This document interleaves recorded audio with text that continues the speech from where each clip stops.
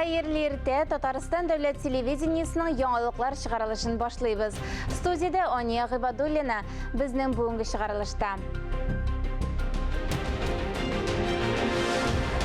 Respublika qirlaridan 3,5 milyon tonnaga yaqin oshliq jiyib olindi. Shuning 100 ming tonnadan ortig'i Orsha rayonida.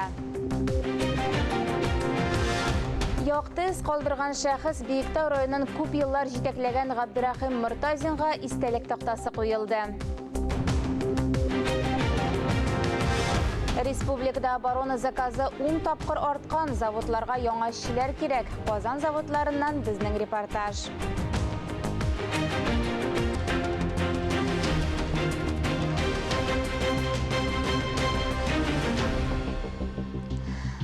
Bizda qizu bo'lashaq deb umidlana Oqbars komandasi janotarlari. Hozir xokkeychilar sezon oldi turnirini hozirlana.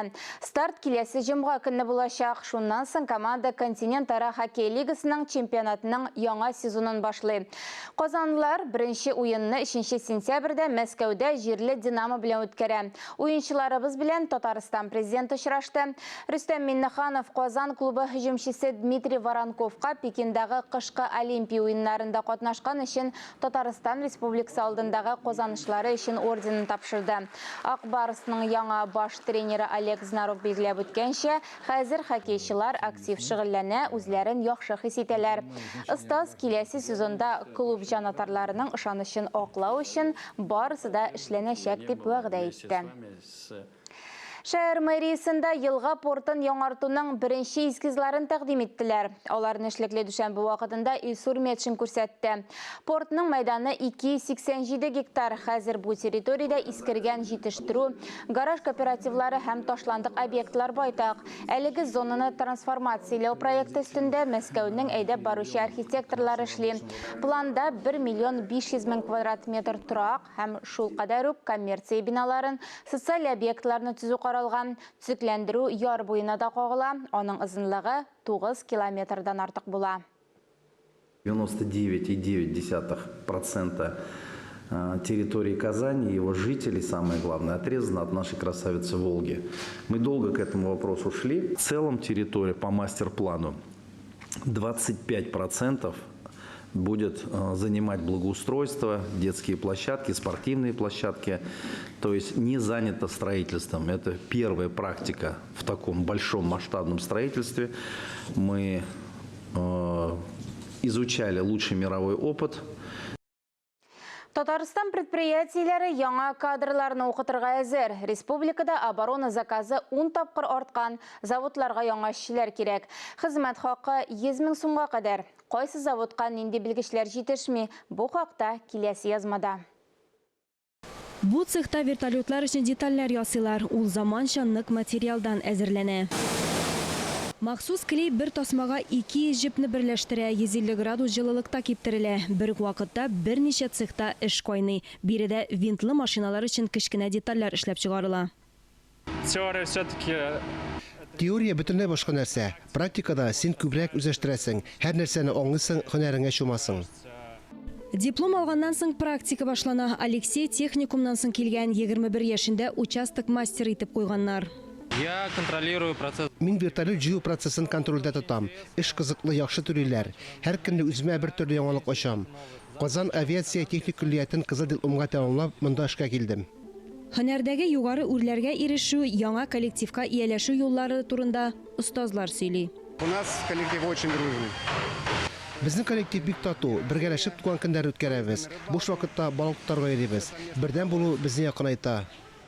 Татарстанның кайбер предприятиеләренең оборона заказы 10 тапкырга арткан. Шуңа бәйле рәвештә кадрларга да ихтыяҗ бар. Заводларда 3000гә якын эшче җитешми. Белгечләргә заманчалаштырылган шартларда эш тәкъдим итәләр, уку һәм яңа һөнәр алу мөмкинлеге, тулы социаль пакет бирелә.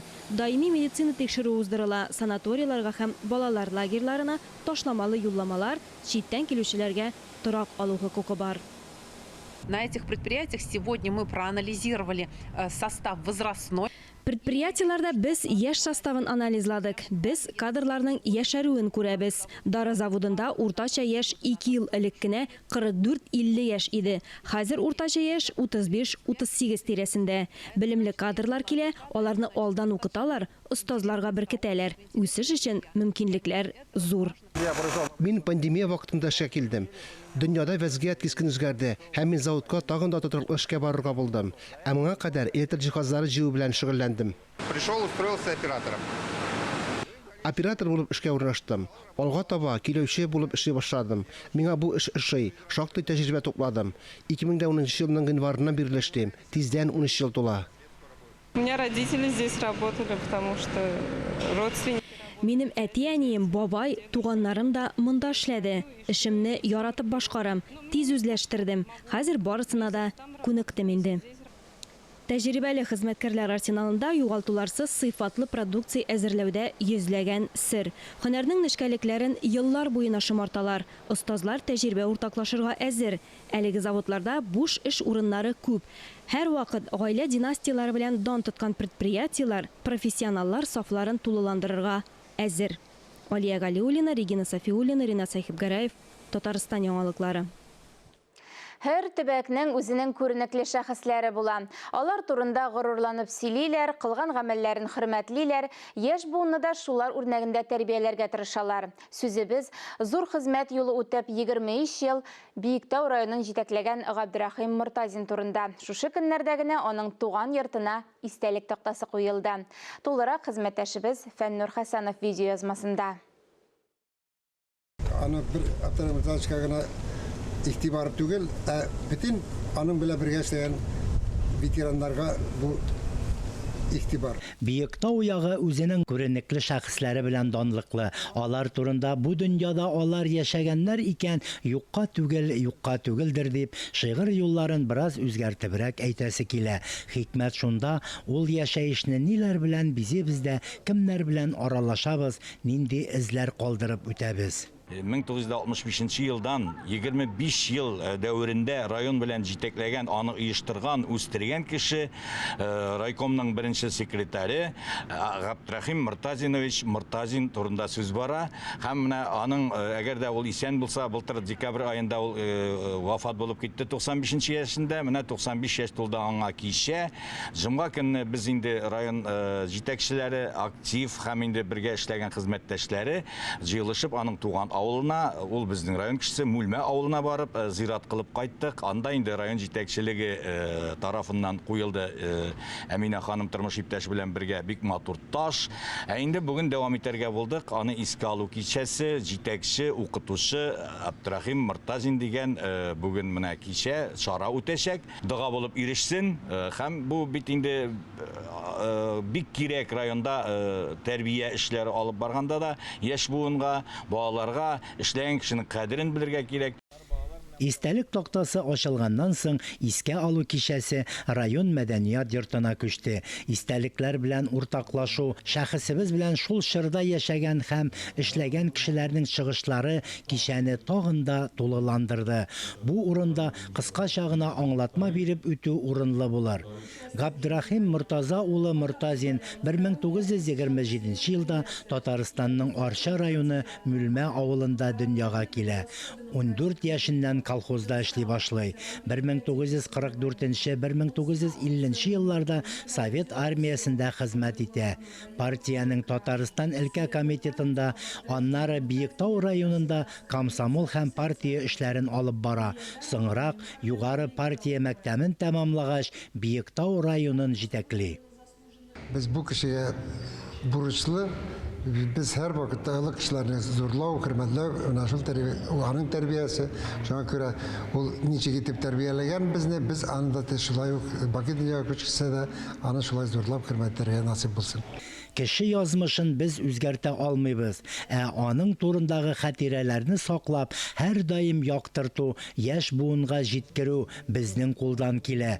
Күпләр өчен Габдрахим Муртазин таләпчән, хәтта кырыс, җитди, үз сүзендә тора торган җитәкче буларак истә калды. Шулай да һәркем аның нечкә күңелле, якыннары өчен жан атып торучы, җырга моңга гашыйк, яхшы гаилә башлыгы, чын ират һәм оста куллы шәхес икәнен беләбез. Тормыш юлында башкарган эшләре дә бихисап булды дигән сүзләр һәр чыгышта да ассызыкланды. Фәннур Хәсәнов, Александр Решоткин, Татарстан яңалыклары. Шығарылышыбызны дәвам итәбез. Татарстан қырларында бертөклеләрне урып җыю дәвам итә. Икмәк мул, шуңа да комбайннар кырларда акрын тизлектә эшли. Күп кенә районнарда игенчеләргә суктырган ашлык күләменә карап, акчалата премияны кырга ук китереп бирәләр. Арча районында да игенчеләрнең хезмәтен лаеклы бәялиләр. Районда 1 гектардан 37 центнер уңыш чыга. Арча районы игенчеләре кырлардан 100 000 тоннадан артык ашык җыеп алды. Акбарс агрохуҗалыгында 11 экипаж эшли. Урып җыю көннән-көн кыза. Комбайннарны урып җыюга сыйфатлы итеп әзерләгәннәр. Хәзер барлык көч уракны тиз арада тәмамлауга юнәлдерелгән. Урка безнең район хуҗалыклары оешкан төстә кирип киттеләр. Бүгенге көндә инде без 30%-тан артыграк мәйданнарда игеннәрне җыеп алдык. Булай уңышы да канәгатьләнерлек. Ходай кушып, көннәре булса инде, менә шул август айларында ничек тә җиңеп чыгарбыз дип планлаштырып торабыз. Безнең булай район буенча серлек җирләре 122 000 гектар, шуларның инде 57 000 гектары безнең бертөкле культуралар. Бүгенге көндә район кырларында безнең 140-ка якын комбайн эшли. Басуда иген массасы зур. Шуңа күрә ватылмыйча тормыйлар, ватылган очраклар да була. Но инде әмма безнең инде инженерный служба һәрвакыт вакытында эшләп, әлеге көнгә тетү барысы да Аллаһка шөкер дип әйтергә кирәк. Механизаторлар арасында яшь комбайнчыларның хезмәт кешесен данлыйбыз республика конкурсы финалына чыгу өчен көрәш кыза. Иң уңган яшь егет-кызларга акчалата премияны кырда ук бирәләр. Шуларның берсе 19 яшьлек Ринас Туктаров. Комбайнчы ярдәмчесе булып 6-нчы сыйныфтан бирле эшли. Аннары үзе штурвалны иярли. Уңыш, бары ремонтлаганда авырак булды әзрәк. Хәзер уңышта бары теге узган еллар шикелле, 3нче еллар шикелле түгел. Бу беренче тапкыр күрәм мин моны 8 ел эшләп. 8 ел эшләп беренче тапкыр күрәм бу мондай уңышны. Мондай уңыш күргән юк бит. Бай иртәнге 8-дән башлап, инде сәгать 7-8-ләргә хәтлек эшлибез. Бер подборкада эшләгәндә төнге хәле төнлә белән эшлибез инде. Арча районында урак 20 көн дәвам итә. Биредә ашык җыюны сентябрьнең 1 декадасында төгәлләргә ниятлиләр.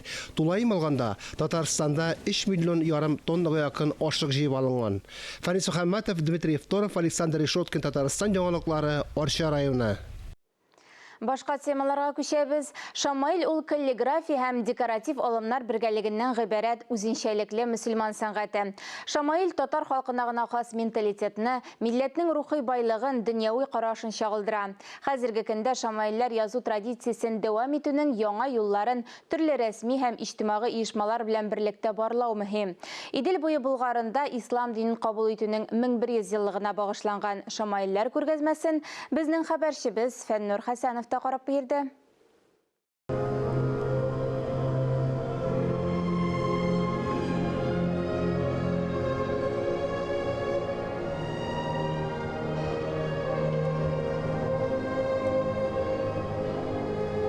Шамаил термины сыйфатлы дәрәҗәле дигән мәгънәне аңлата. Иранда ул фарсычадан изге сүрәт, портрет, икона кебек мәгънәләрне белдереп, сәнгатьнең бер төрен атаучы термин буларак та очрый. Шамаилне декоратив сәнгать төре дип әйтә алабыз, чөнки аның нигезендә каллиграфия ята.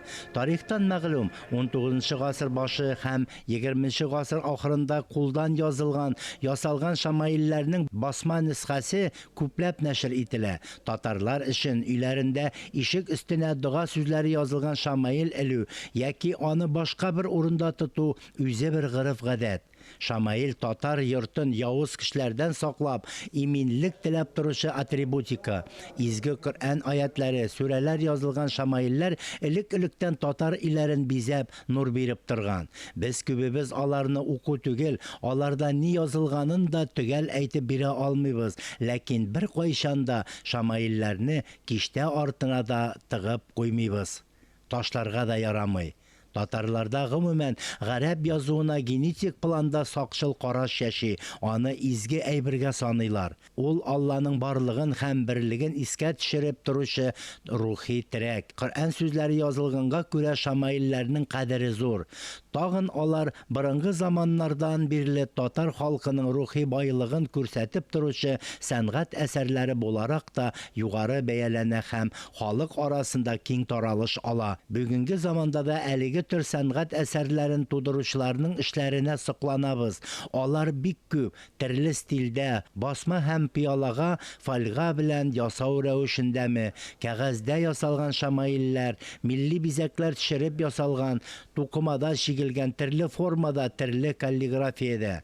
Шамаил ясаучы кеше язу кагыйдәләрен белергә, сабыр булырга тиеш. Шулай ук яхшы язу әсбаплары булу, төгәл язу, кулның эшкә, язуга ияләнгән булуы да шарт, дип сүзен раслап әңгәмәбезне әлеге күргәзмәнең оешуы, максаты, үзенең теләкләре турында аңлатмалар биреп дәвам итте. Шамаилләр өлкәсендә эшләүче галим, әлеге теманы яктырткан берничә китап авторы һәм талантлы рәссам каллиграфларның берсе Рөстәм Шамсутов. Это уникальное мероприятие, называется «Шамаил арт». Бу уникаль күргәзмә Шамаил арт дип атала һәм мин аны фестиваль дип тә атар идем.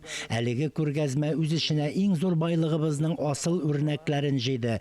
Төрле музейлардан, шәхси тупланмалардан алынды һәм Идел буе Болгарында ислам динен кабул итүнең 1100 еллыгына багышланды. Габделхак хәзрәт, Мәрҗани фонды коллекцияләреннән бүгенге көн Шамаил язу осталары хезмәтләре тупланмасы. Әлеге күргәзмә 90нчы еллардан бирле оештырылып килүче күргәзмәләрнең йомгаклау өлеше кебек тә кабул ителә. Ул 3 бүлектән тора. Беренче бүлек борынгыдан калган халыкчан юнәлеш, икенчесе профессиональ юнәлеш, Шамаил сәнгате, сәнгать буларак. Һәм өченчесе бүгенге көн Шамаил ясау юнәлеше. Бу күргәзмә безнең тарих, аны барларга, тупларга үстерергә кирәк. Зур теләгем безнең Казанда Шамаил үзәге бинасын булдыру. Бер урында булганда эшебез дә нәтиҗәлерәк булыр иде. Шамаил татар халкы рухи мирасының аерылгысыз өлеше саналучы борынгы мөселман каллиграфиясе сәнгате, буыннардан буыннарга күчкән күңел дугасы. Шамаилләргә бәйле традицияләрне саклау һәм ныгыту, үстерү максатыннан төрледән төрле күргәзмәләр оештыручыларның тагын берсе әлеге күргәзмәнең кураторы Динә Әхмәтова. Я думаю, что в Татарстане многие знают, что такое Шамаил, или даже если не знают название, но видели. Безнең татар халкы Шамаилнең нәрсә икәнен, мәгънәсен аңлый дип уйлыйм. Авылларда бик күп сакланган, совет чорында да Шамаил язу туктап тормаган. Үзгәреш чорыннан соң әлеге сәнгать түрі профессиональ биеклеккә күтәрелә башлады. Бик күп яшьләр чит илләрдә зур белем алып эшли башладылар. Төрле милләт кешеләре булуга карамастан, аларны гарәп каллиграфиясе кызыксындыра, аларның матур хезмәтләрен бүгенге күргәзмәдә күрергә була. Бу өлкәдә бигрәк тә хатын-кызлар хезмәт итә. Ни сәбәпле дисәгез, алар тормыш дәвамчылары. Иҗатларына көтелмәгән мәгънә салалар, яңа техника, компьютер, яңа материаллар, керамика куллана башладылар. Яшь осталар бар, мастер-класслар үткәрелә, күргәзмәләр оештырылып тора. Бүгенгесе дә бик яхшы оештырылды. Барлык тамашачыларны да чакырабыз. Килегез, күрегез, үзегезнең фикерләрегез белән уртаклашыгыз. Әлеге күргәзмә Казан, Чаллы, Түбән Новгород, Саранск, Чебоксар, Уфа, Мәскәү шәһәрләрендә иҗат ителгән, татар халкының милли йөзен чагылдырган җимешләрен тәкъдим итә. Борынгы бабаларыбызның күңел дөньясын, рухи байлыгын чагылдырган шамаилләрне өйрәнү бик кызык. Татарларда киң таралган Шамаил сәнгатенең һәм гарәп каллиграфиясенең традицияләрен торгызу һәм аның матур үрнәкләрен пропагандалау саклау бүгенге көндә дә әһәмиятле. Фәннур Хәсәнов, Тахир Хәсәнов, Татарстан яңалыклары. Шығарылышыбызны дәвам итәбез. Африка чумасы ашыкланган урыннарда карантин таләпләре ничек үтәлә? Гомумән хайваннарны, кош-кортны йогышлы чирләрдән ничек сакларга? Төрле авырулардан прививка ясатуның торышын инде. Россельхознадзорның республика идарәсе дәүләт ветеринария күзәтчелеге бүлек җитәкчесе Идрис Гатин Татарстан радиосының иртәнге турдан-тур эфирында шушы һәм башка актуаль сорауларга җавап бирде. Студия кунагына без дә берничә сорау белән мөрәҗәгать иттек. Идрис Медарисович, хәерле иртә. Хәерле иртәләр. Республикада Африка чумасы кайсы урыннарда теркәлгән? Дуңгызларның Африка чумасы бүгенге көндә 8 очрагы теркәлүен мин әйтеп үтәсем килә. Иң беренче Спас районында, Преобрежныйда, ЛПХ Фюдоровода, аннан соң Коминтерн и Никольский авылларында. Шулай ук икенче очрагы безнең Югары Усланда, бу КФХ Пашкова дип сөйләйбез. Монда 5000-дән артык дуңгыз безнең юк итәргә туры килде. Бишенче очрагы безнең теркәлде инде Мамадыш районында, Кызыл Йолдыз урман хуҗалыгында. Дүртенче очрагы Чистай районы булдыр. Бу и дуңгызлар арасында. Әле бит тагын безнең бар кабаннар арасында. Бу Куйбашев урман хуҗалыгы. Аннан соң безнең инде Мамадышта ул Айра сервис дигән урман хуҗалыгында теркәлде. Беренче очрагы безнең 7 августта башланган иде. Әгәр бөтенләй 6000-га якын дуңгыз юк итәргә туры килде. Менә Спас районындагы бу очрактан иң беренче килеп чыккан очракны әйтәсем килә, авыру тарала башлаган инде. Башта дөрес итеп диагноз куелмый. Менә диагнозны только лабораториягә безнең куя.